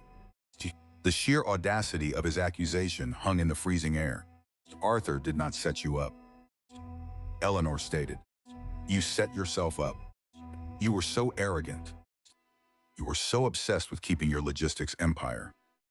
You thought I was just a weak, pregnant woman taking the safe route. You signed those deeds over to me because you were greedy. Harrison dropped his head. He leaned his forehead against the painted wood of the doorframe. He let out a long, pathetic sob. I have nowhere to go. Eleanor, Harrison cried. My brother stole my proprietary routing algorithms. Mitchell ruined my entire life. I cannot afford a criminal defense lawyer. I have zero cash. I just need a place to sleep tonight. Just for one night, please. This was the ultimate dignity victory. Eleanor stood inside the warm, safe house. She was wearing a comfortable maternity sweater. She was perfectly secure. The man who had thrown her away was literally begging for shelter on her front porch. A lesser woman might have screamed at him. She might have thrown his cruel words back in his face. She might have laughed at his absolute misery. But Eleanor felt nothing. She did not feel anger. She did not feel a dark, vindictive joy. She just felt a profound, cold distance. She was looking at a complete stranger. "You cannot stay here." "Harrison," Eleanor said. She turned around. A small wooden table sat in the entryway. A plastic bottle of spring water rested on the table. Eleanor picked up the clear bottle. She turned back to the door. She reached through the narrow gap and handed the water bottle to Harrison. Harrison looked at the plastic bottle in his hand. He looked completely confused. "Drink the water," Eleanor said softly. "Walk to the local police station. Turn yourself in to the federal authorities. Tell them exactly what Mitchell and Page did. If you cooperate, the judge might reduce your prison sentence, but you will never set foot in my life again. Eleanor, please." Harrison begged. The tears streamed down his dirty cheeks. "We have a baby on the way. You cannot do this to the father of your child." Eleanor placed her hand firmly on her swollen stomach. "You left this child 2 weeks ago," Eleanor said. Her voice was pure steel. "You chose your path. Now you have to walk it." She gently pushed the heavy wooden door forward. "Goodbye, Harrison," Eleanor said. She closed the door. The wood shut with a solid, final thud. She turned the deadbolt lock until it clicked loudly into place. She stepped back from the door. She stood in the quiet hallway. She listened. For 2 full minutes, she heard nothing but the howling winter wind. Finally, she heard the heavy, shuffling footsteps of Harrison Vance walking away from the porch. He was walking out into the dark. Freezing night. He was completely alone. Joanne stepped cautiously into the hallway. She held her cell phone in her hand. "Is he gone?" Joanne asked in a whisper. "He is gone," Eleanor replied. She let out a long, slow breath. The tension completely drained out of her shoulders. "You were incredible," Joanne said. Her voice was full of deep awe. "You did not even raise your voice. You just handed him a bottle of water and shut the door. Screaming at him would mean I still care," Eleanor said. "And I truly do not care anymore." Eleanor walked past Joanne. She walked straight into the small guest bathroom down the hall. This was the breathing space. She turned on the brass faucet. The water ran cold for a second, then quickly turned hot. Steam began to rise from the white porcelain sink. The mirror above the sink fogged slightly around the edges. She pumped a generous amount of liquid lavender soap into her palms. This was the mirror technique moment. She scrubbed her hands together under the hot, running water. She watched the white foam swirl down the shiny metal drain. She focused entirely on the physical sensation, the heat, the slippery soap, the smell of fresh lavender filling the small room. She washed her hands for 2 full minutes. She was physically washing away the lingering dirt of her past. She was washing away the memory of his desperate, begging face. She turned off the brass faucet. The sudden silence in the bathroom was beautiful. She reached for a fluffy white towel. She dried her hands slowly. She looked up at her own reflection in the bathroom mirror. She saw a woman who was 34 years old. She saw a woman who was 8 months pregnant. She saw a woman who had just stared down a massive storm and remained completely standing. Starting over felt impossible, Eleanor whispered to her reflection. But staying would have destroyed me. It was a powerful affirmation whisper. It was the absolute truth. If she had stayed, she would have been dragged down into the federal prison scandal. She would have lost everything. She would have been destroyed by his arrogance and his greed. But because she had faced the terrifying abyss, because she had chosen the difficult path, she was completely safe. She folded the white towel and placed it neatly on the metal rack. She walked back into the living room. Joanne had already picked up the heavy infant care book from the floor. She handed it to Eleanor with a warm smile. "Do you want to keep reading?" Joanne asked. "I think I am done reading for tonight." Eleanor said. She placed the book on the wooden coffee table. I think I just want to go to sleep. Eleanor walked into the spare bedroom. The room was dark, quiet, and perfectly warm. She pulled the heavy cotton quilt back. She climbed into the soft bed. She curled onto her side, resting her hand over her large stomach. The baby kicked once, a strong and healthy movement. Eleanor closed her eyes. She did not dream of Harrison. She did not dream of offshore accounts or divorce attorneys or younger mistresses. For the first time in a decade, Eleanor dreamed of absolutely nothing. She rested in pure, uninterrupted peace. Splash. The sudden, warm rush of water hit the hardwood floor with a soft sound. It was 4 o'clock in the morning. Eleanor stood entirely frozen in Joanne's dark kitchen. She had only come out of the bedroom to get a glass of cold water. Now, she gripped the edge of the cool granite counter. A deep, heavy pressure radiated across her lower abdomen. The quiet silence of the safe house wrapped around her. Joanne, Eleanor called out. Her voice was completely calm. Joanne, wake up. Heavy footsteps pounded down the hallway immediately. Joanne appeared in the kitchen doorway. She was wearing mismatched pajamas. Her hair was standing up in wild directions. She took one look at the small puddle on the floor and gasped. Oh my goodness. Joanne said loudly, the baby is on the way. Right now. Yes, Eleanor replied softly. She took a slow, deep breath, grabbed the hospital bag from the nursery. My water just broke. 30 minutes later, Joanne drove her small car through the dark, empty city streets. The streetlights flashed rhythmically through the windshield. Yellow, black, yellow, black. Eleanor leaned back against the passenger seat. She breathed through a rising wave of pain. They arrived at the city hospital. The sliding glass doors opened with a mechanical whoosh. The bright, harsh lights of the emergency room made Eleanor squint her eyes. The smell of strong medical alcohol and fresh bleach filled her nose. The next 12 hours blurred together in a haze of exhausting physical labor. Eleanor pushed through the pain. She did not scream. Damn it.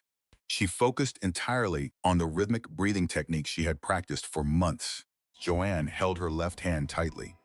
The nurses spoke in soft, encouraging tones. There was no chaos. There was no fear. There was only the powerful, ancient work of bringing a new life into the world. At 4:30 in the afternoon, the room suddenly filled with a sharp, beautiful cry.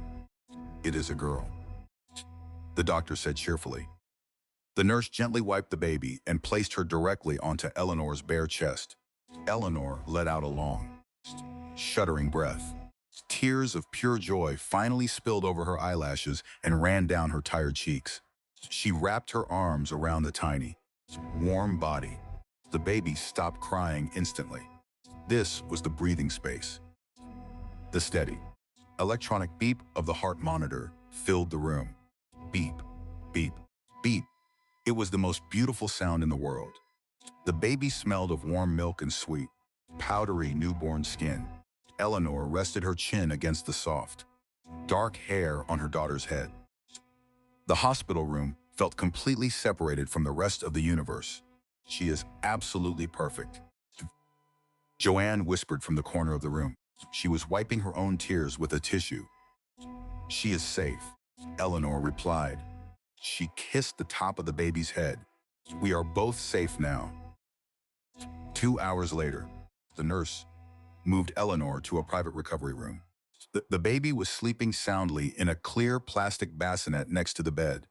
Joanne had gone down to the cafeteria to buy hot coffee and sandwiches. Eleanor lay quietly in the hospital bed. She watched the slow rise and fall of her daughter's chest. Suddenly, the heavy wooden door to the room creaked open. Eleanor turned her head slowly. She expected to see Joanne returning with the food. Instead, she saw Harrison Vance standing in the doorway. He had clearly posted bail. He was no longer wearing his ruined charcoal suit. He wore a plain gray sweater and loose jeans, but he looked entirely hollowed out. His skin was pale and deeply lined. Thus, the harsh fluorescent lights on the ceiling reflected harshly off his thinning hair. He looked 15 years older than his actual age. He stared at the clear plastic bassinet, his blue eyes filled with heavy tears. "How did you know I was here?" Eleanor asked. Her voice was remarkably steady. It held absolutely no warmth, but no anger either. "Arthur Pendleton sent my defense lawyer a legal notice about custody arrangements," Harrison said. His voice trembled violently. He took one slow step into the sterile room. "I drove straight here. Eleanor, she is beautiful. Do not come any closer." "Harrison," Eleanor commanded softly. Harrison stopped in the middle of the room. He dropped his hands to his sides. He looked like a completely broken shell of a human being. The arrogant billionaire who had coldly initiated the splitting assets process was entirely gone. This was the seventh layer of her emotional journey. The transparent mirror. Eleanor looked at him. She searched her own heart for any lingering trace of pain. She searched for the crushing devastation she had felt in the dark kitchen when she first smelled the vanilla perfume. She searched for the burning anger she felt when her credit card was declined. She found nothing. The emotional well was completely dry. She was looking at a ghost. The man standing before her held absolutely no power over her pulse. She had reached a state of true, impenetrable peace. It was not because she had forgiven him. It was simply because she had completely overcome him. "I lost everything," Harrison cried. He covered his face with his trembling hands.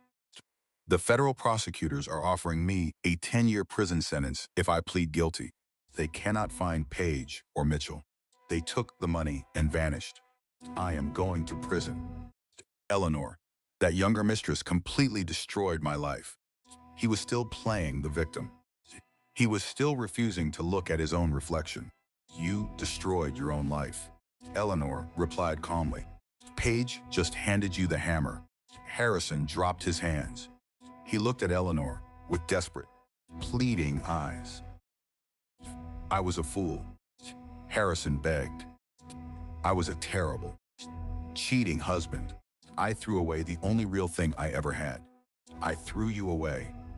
Please, Eleanor, let me hold my daughter." Just once before the trial, Eleanor looked at the sleeping baby.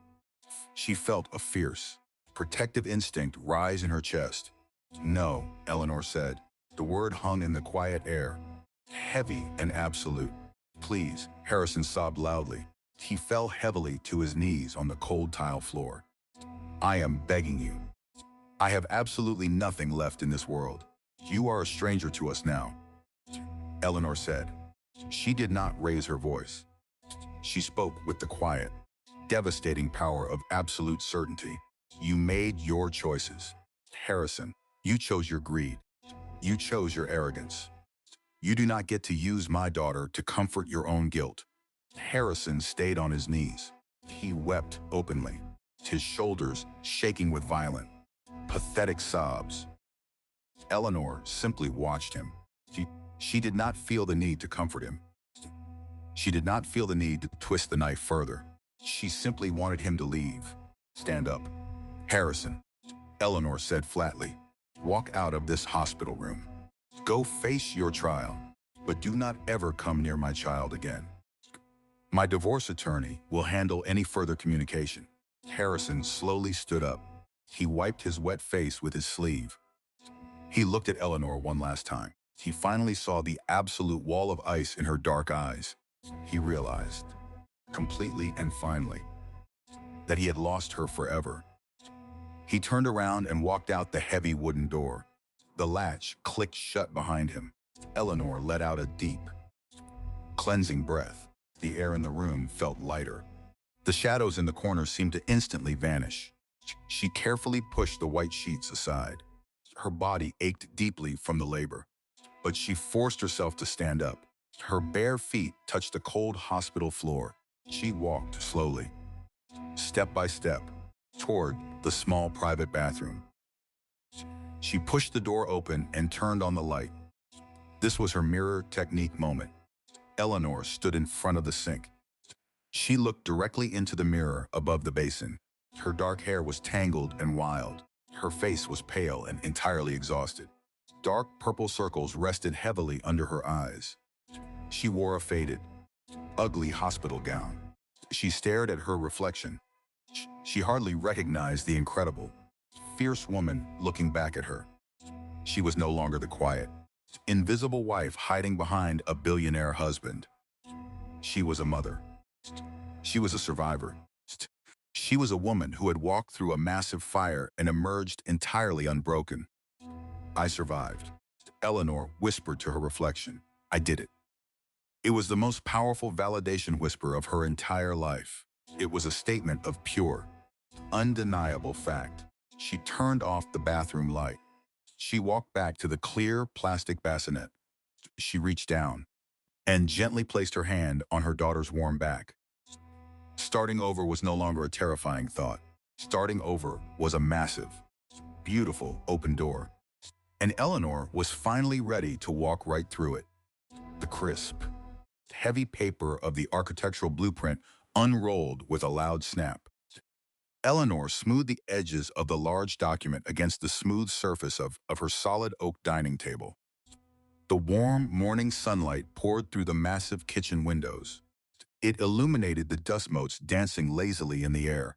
The house smelled of fresh pine needles, expensive dark roast coffee, and warm vanilla baby lotion.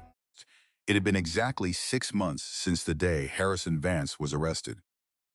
Eleanor was 35 years old now. She stood in the kitchen of her own beautiful, sprawling house in the quiet suburbs. She had purchased this property using a fraction of the $1 million she received in the divorce settlement. She traced her finger along the white lines of the blueprint. These were the renovation plans for her third commercial warehouse at the shipping port. The real estate was booming beyond her wildest expectations. When Vance Logistics completely collapsed under the federal fraud investigation, a massive competitor immediately swept in. They desperately needed warehouse space at the port. Eleanor negotiated a brilliant, ironclad 10-year lease. She was no longer just a former supply chain analyst. She was a highly successful commercial landlord. She was building her own empire from the ashes of his destruction. This was her ultimate success victory. Her life was expanding, growing and thriving, while his had completely stopped. The front door opened with a cheerful click. Joanne walked into the house carrying a white cardboard box from the local bakery. She was humming a happy tune. I brought fresh blueberry muffins, Joanne announced loudly. She walked into the kitchen and set the heavy box on the granite counter. And I brought the morning newspaper. Though I am sure you already know what the front page says. Eleanor looked up from the blueprints. She smiled warmly at her best friend. I have not checked the news yet today, Eleanor replied. She walked over to the coffee machine. She pulled a clean ceramic mug from the wooden cabinet. Arthur Pendleton called me last night. He gave me the final update. Joanne pulled a newspaper from her large leather tote bag. She tossed it onto the kitchen island with a heavy thud. The bold black headline took up the entire top half of the page. Billionaire Logistics Chief Executive Officer sentenced to 10 years in federal prison. Eleanor poured steaming hot coffee into her mug. The rich, dark liquid filled the room with a bitter, comforting aroma. She looked at the black and white photograph of Harrison on the front page. He was wearing an orange prison uniform. He was staring blankly at the ground. He looked completely defeated. The judge gave him the maximum sentence. Joanne said. She pulled a warm muffin from the cardboard box. The jury found him guilty on all 14 counts of corporate fraud. He tried to blame the younger Mistress until the very bitter end. Did they ever catch Paige and Mitchell? Eleanor asked calmly. Yes, Joanne replied before taking a bite of her muffin. The federal agents caught them at a private airstrip 3 days ago. They were trying to flee the country with the stolen money. They are both facing 20 years in prison. The entire corrupt family is going away for a very long time. Eleanor listened to the words. She stared at the photograph of the cheating husband who had tried to destroy her. She felt absolutely nothing. The transparent mirror was completely solid now. She did not feel a dark, twisting sense of revenge. She did not feel sorry for him either. She simply felt a quiet, profound sense of closure. Harrison Vance was a closed chapter in a very old book. He belonged to a past life that she hardly recognized anymore. "It is finally over," Eleanor said softly. She took a slow sip of her hot coffee. "You survived it, Ellie," Joanne said. Her voice was full of deep, genuine admiration. "You beat him at his own incredibly dirty game. Your divorce attorney said you pulled off the most brilliant asset split he had ever seen in his entire 40-year career. I just stopped playing by his rules." "Uh," Eleanor replied. Suddenly, a soft, sweet babbling sound echoed from the living room. Eleanor smiled instantly. The cold, corporate world faded entirely from her mind. She set her ceramic mug down on the counter. She walked out of the kitchen and into the bright, sunny living room. A thick, colorful playmat covered the soft carpet. Her daughter, Lily, was sitting up perfectly straight on the mat. She was 6 months old. She had a head full of thick, dark hair and bright, curious eyes. She was aggressively chewing on a yellow plastic teething ring. "Good morning, my sweet girl," Eleanor said brightly. She bent down and scooped the warm, heavy baby into her arms. Lily giggled loudly, dropping the yellow toy onto the floor. She grabbed a fistful of Eleanor's soft cotton shirt. The baby smelled like fresh lavender soap and warm milk. Eleanor carried Lily toward the back door of the house. She pushed the heavy glass door open and stepped out onto the wide, wooden back porch. The morning air was crisp and completely clear. A gentle breeze rustled the green leaves of the large oak trees in the backyard. Birds chirped a chaotic, happy symphony from the high branches. Eleanor sat down on a large, padded wooden rocking chair. This was the breathing space. She placed Lily on her lap. She pushed her foot gently against the wooden floorboards. The heavy chair began to rock back and forth with a slow, rhythmic creak, creak, creak, creak. The sound was deeply hypnotic and perfectly calming. Eleanor looked out across the sprawling green lawn. The sun warmed her face. She held her perfectly healthy, perfectly happy daughter against her chest. This was the final engagement moment, the wisdom moment. Eleanor closed her eyes. She thought about the terrified, heartbroken woman she had been 6 months ago. She thought about sitting in the dark kitchen, staring at a burner phone, feeling like her entire universe had collapsed. She had truly believed that losing Harrison meant losing her security, her identity, and her future. She spent 10 years shrinking herself down to fit inside his massive shadow. She had convinced herself that she needed his wealth and his power to survive. Now, sitting in the warm sunlight of a house she bought with her own brilliant strategy, she saw the absolute truth. Harrison had never been her safety net. He had been her cage. She finally understood that the prison door had been unlocked the whole time.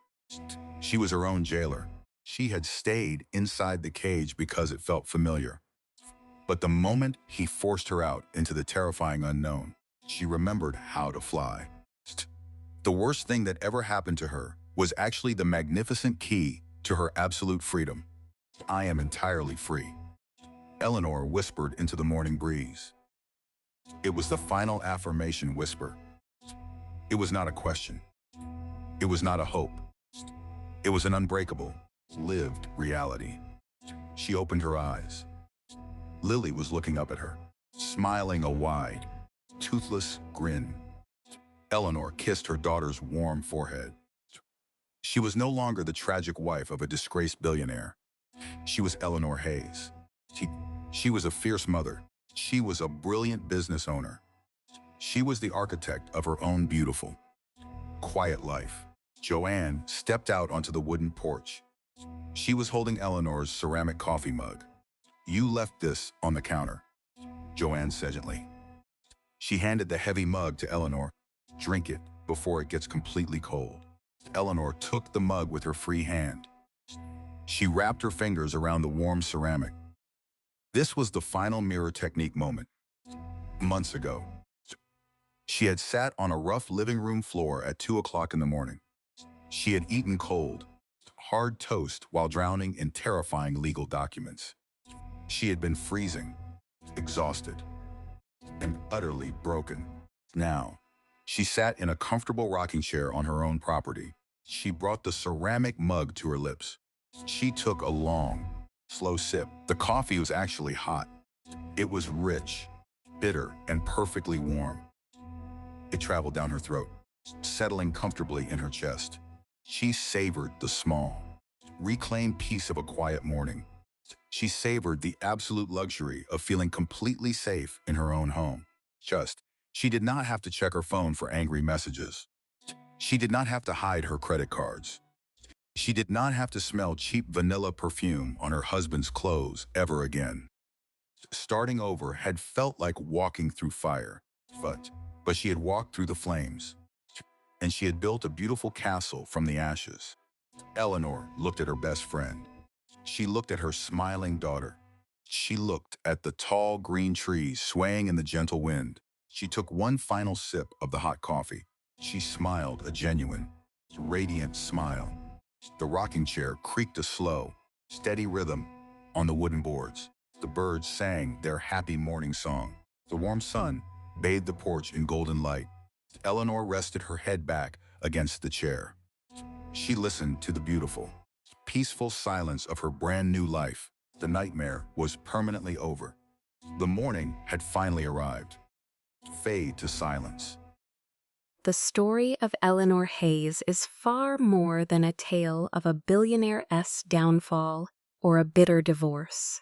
It is a profound exploration of identity, the illusion of safety, and the quiet, devastating power of absolute composure. At its core, this narrative dismantles the fairy tale of the rescuer. For a decade, Eleanor shrank her own brilliant mind to fit inside her husband's massive shadow. She traded her independence, her career, and her financial autonomy for the promise of a secure marriage. But as the story reveals, a golden cage is still a cage. Harrison was never her safety net. He was merely the warden of a life she had outgrown. When the ultimate betrayal occurred, Harrison expected panic. Narcissistic, powerful individuals often rely on the emotional exhaustion of their victims to maintain control. He froze her bank accounts to force a hysterical reaction. But Eleanor's true triumph wasn't just in finding the offshore accounts or securing the commercial real estate. Her ultimate victory was discovering the breathing space. Here are the vital lessons we can take away from Eleanor's journey. Composure is your greatest weapon. When your world is burning, the instinct is to scream. Eleanor won the war because she refused to match Harrison's chaos. By stepping back and analyzing the board like the supply chain analyst she was, she saw the trap he had blindly walked into. Arrogance always leaves a back door. Harrison's sheer greed blinded him to his own destruction. He was so desperate to keep his company and discard his wife that he eagerly signed away the only assets that would survive the impending federal raid. Arrogance builds its own gallows, the transparent mirror of true peace. Perhaps the most powerful moment is at the hospital. True healing isn't found in vindictive joy or violent revenge. It is found in complete, unbothered indifference. When Harrison begged on his knees, Eleanor didn't feel rage. She felt nothing. He no longer held the power to affect her pulse. The universe strips everything away from us, not to leave us empty, but to force us to remember who we were before we compromised our souls. Eleanor lost a cheating husband, but she gained the world.